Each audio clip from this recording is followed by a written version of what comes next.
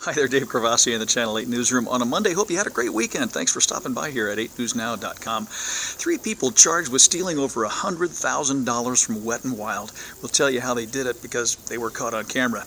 Aaron Drawhorn's here today with an important deadline in the medical marijuana dispensary. Yeah, 5 o'clock today. Anyone who wants to open up a medical marijuana dispensary in the state of Nevada, they have to get their formal application into the state, and then the state's going to be grading them. And they're going to have some tough criteria.